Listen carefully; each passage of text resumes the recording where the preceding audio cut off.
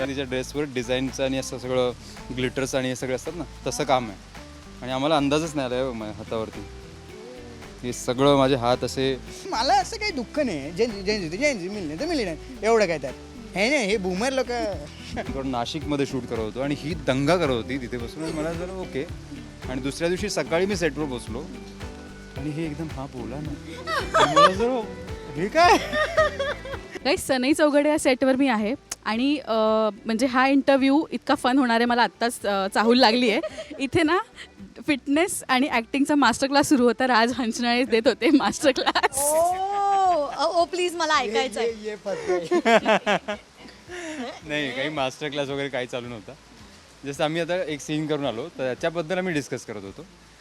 मी काय master class घेणार यांचा. आणि फिटनेसबद्दल तुम्हाला माहीत नाही, फिटनेस लेवल कॅलिस्थॅनिक चॅम्पियन आहे हा. आणि अभिनयाचे धडे तर म्हणजे तुम्ही हिच्याकडून शिकू शकता. त्यामुळे मी यांना काही सांगत नाही आहे. मी ऑब्झर्व करतो आणि आम्ही एक हेल्दी डिस्कशन करत होतो. डिस्कशन हां, हे वड आवडलं आहे. पण यार राज, तुला प्रत्येक आर्टिकल्स मी बघते तुझ्या फिटनेसबद्दल सगळे बोलत आहेत. Kudos to you. कारण का तुला आपण इतकी वर्ष भेटतो आहे आणि तुझ्यामध्ये प्रत्येक वर्षी काही ना काही ड्रास्टिक चेंज आणि ते चांगले चेंजेस आहेत. त्याबद्दल किती ग्रेटफुल आहेस. आणि मस्त सीन्स आता तुझ्या वाटेला येतात. मस्त रोमॅन्टिक सीनही आहे ना त्यास. सगळ्यात आधी फिटनेस. तर आता हा एक ही लाईफस्टाईल झाली आहे. कारण हा आता एक जगण्याचा भाग झालेला आहे माझ्या. त्यामुळे आय एम ग्रेटफुल की माझ्यासोबत माझी जी पार्टनर आहे, माझी वाईफ, तीसुद्धा सेम विचारांची आहे. त्यामुळे आम्ही डाएट असेल किंवा वर्कआउट असेल हे सगळं रेग्युलर राहतं आमच्या लाईफमध्ये. त्यामुळे मी ग्रेटफुल आहे की माझ्यासोबत अशी पार्टनर आहे. अदरवाईज सगळ्या गोष्टी झाल्या असतात. कर ना बिंदास. सॉरी कट करते की मी जाते, मला सीनसाठी बोलवलं. गौतम काय करायचं. नाही. पर मुझे ऐसा लगता है मैं आके कंटिन्यू करूंगी. आऊंगी आऊंगी मैं फिर आऊंगी.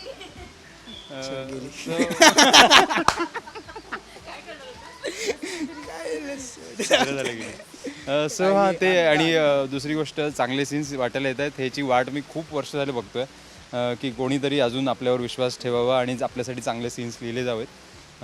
आणि तो विश्वास या टीमकडून माझ्यावर ठेवला जातो आहे. आणि सोबत सगळेच हा असेल किंवा इतर कलाकार आहेत तर मजा येते आम्हाला एकत्र काम करायला. सो त्यांच्यामुळे सगळं होतं आहे. मी तर जस्ट एक पार्ट आहे त्या पझलचं.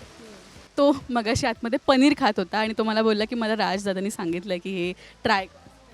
हो. सो ना काय होतं, स्क्रिप्ट येते ना माझ्याकडे, तिथे ना भरपूर वेळ आत्ता मी जे परफॉर्म केलं तिथे पण असं होतं की दादा तू माझं इन्स्पिरेशन आहेस, दादा तू माझा रोल मॉडेल आहेस. सो हे ना मी स्क्रिप्टेड बोलतच नाही, ते मला ऑटोमॅटिकली येतं. कारण तो एवढे दिवस एवढा स्ट्रिक्ट डाएट करतो आहे. सो ते बघून बघून ना मी मला ठीक आहे, सुरू आहे ते सुरू आहे, नाही तर नाही. बट त्याला रोज बघतो ना की आपल्या मेकअप रूममध्ये एखादा माणूस एवढं स्ट्रिक्ट काहीतरी फॉलो करतो आहे, तर ते ऑटोमॅटिकली आपल्या आत येतं. सो तसं माझं झालं आहे की आता तो हळूहळू मग मी पण आता मी जसं तुला बोललो की ब्लँड खायला सुरुवात करतो. कारण ते त्याचं ते त्याचं आहे. तो तसं आता त्याचं डाएट सुरू झालं की तो फक्त न्यूट्रिएंट्स आणि प्रोटीनवर लक्ष देतो. सो तो टेस्टवर सध्या तेवढं लक्ष नाही देतं. बट हा आणतो कधी कधी. पण खूप तो पण कुक करतो. सगळेच म्हणजे मास्टर शेफ आहेत. हो, इथे सगळे मास्टर शेफ आहेत. तेच म्हणाले की तुमचं ऑडिशन झालं होतं की हेच की तुम्हाला जेवण बनवता येतं.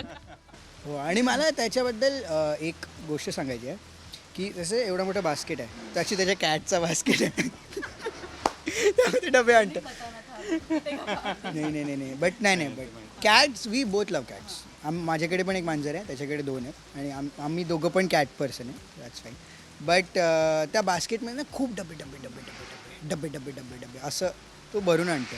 आणि मला त्याच्याबद्दल चांगलं हे वाटतं की तो रोज सकाळी उठतो, तो त्याचं वर्कआउट करतो, मग तो त्याचं मील प्रेप बनवतो, तो घेऊन येतो आणि मग ते फॉलो पण करतो. So bye.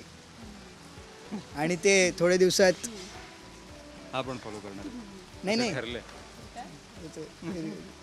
रिव्हील होई घ्या ना. काय? ते झालंच आहे ना तसं पण रिव्हील हां ते झालं रे, झालं ना. हां. सो आता तुम्हाला ते दिसणार पण आहे, त्याची मेहनत सगळी येणार आहे बाहेर. सो आणि त्याच्या रिअल लाईफमध्ये त्याच्याकडे इन्स्पिरेशन आहे. तुझ्याकडे इन्स्पिरेशन आलं तर तू पण डाएट छान. हो मला कळलंय. कळलं नाही कळलं. जेनझी आहेस तू. मला नाही कळलं. जेनझी आहे. जेनझी म्हणजे आहे मी. जेनझी तर मी आहेच. 2002 शिवी असल्यावर काय एक्सेप्ट कर. बोलायचं. मी आहे तर आहे. मला असं म्हणायचं ते होतं. लोकं चिडवतात मला जेन्स. मला असं काही दुःख नाही. जेन्स मिळणे तर मिळणे एवढं काय त्यात. हे नाही, हे बूमर लोक ह्या बूमर लोकांना आमच्या जेन्झीचा प्रॉब्लेम आहे. सो तूच सांग, तुला काय वाटतं जेन्झीज बद्दल? नाही चांगले आहेत, प्रोग्रेसिव्ह आहेत, विचार चांगले असतात, टू द पॉईंट बोलतात आणि काही जण खूपच बोलतात.